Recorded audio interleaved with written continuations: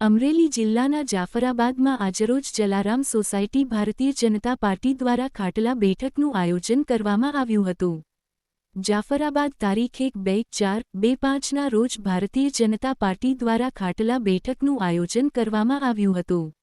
જેમાં જૂના કાર્યકર જીવનભાઈ બારૈયાના ઘરે નગરપાલિકા પૂર્વ પ્રમુખ ભગુભાઈ સોલંકી, નગરપાલિકા પ્રમુખના પતિ પ્રફુલભાઈ બારૈયા, ઉપપ્રમુખ નીરવભાઈ ઠાકર, નગરપાલિકા ચેરમેન કનૈયાલાલ સોલંકી, ભાજપ શહેર પ્રમુખ સંદીપભાઈ શિયાળ, યોગેશભાઈ બારૈયા, પ્રવીણભાઈ બારૈયા, એસોસિએશન પૂર્વ પ્રમુખ હર્ષદભાઈ મહેતા, જયેશભાઈ ઠાકર તેમજ મુસ્લિમ સમાજના આગેવાનો, નગરપાલિકાના સદસ્યો મોટી સંખ્યામાં હાજર રહ્યા હતા અને સાલ ઓઢાડી ફુલહાર કરીને સન્માન કરવામાં આવ્યું હતું અને આગળ ભારતીય જનતા પાર્ટીનું નાનામાં નાના માણસ સુધી વડાપ્રધાન નરેન્દ્ર મોદી સાહેબનું જે સંકલ્પ લઈને ચાલ્યા છે તે વિશે લોકોને માહિતી આપી હતી અને સંગઠન મજબૂત થાય તેમ જ જાફરાબાદનું વિકાસ થાય, સર્વ આગેવાનોને, કાર્યકર્તાઓને, નગરપાલિકાના ચૂંટાયેલા સદસ્યોને પ્રેરણા આપી હતી. રિપોર્ટર અકબર સૈયદ, જાફરાબાદ.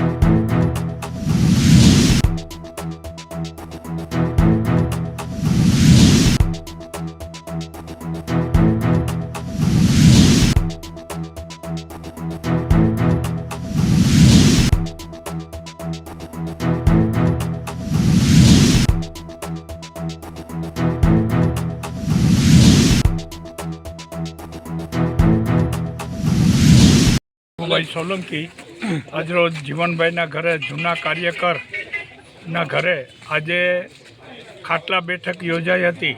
એમાં વિસ્તૃત ચર્ચા થઈ કે ભાઈ આ ભાજપનું મૂળ નાખનાર અહીંયા આપણા જીવનભાઈને છે.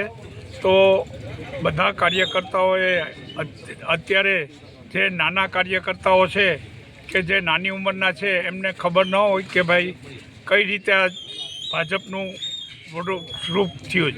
તો આનાથી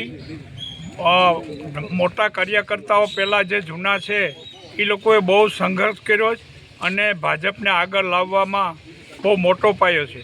તો અત્યારે તો ગુજરાતમાં સરકાર ભાજપની છે, કેન્દ્રમાં ભાજપની સરકાર છે, નગરપાલિકા જાફરાબાદમાં સત્તા છે ભાજપની. તો દરેક નાના કાર્યકર્તાઓને બધે સાથે રાખી ચાલે, તમામ ગામમાં શાંતિ રહે એવું કરે એટલી વિનંતી.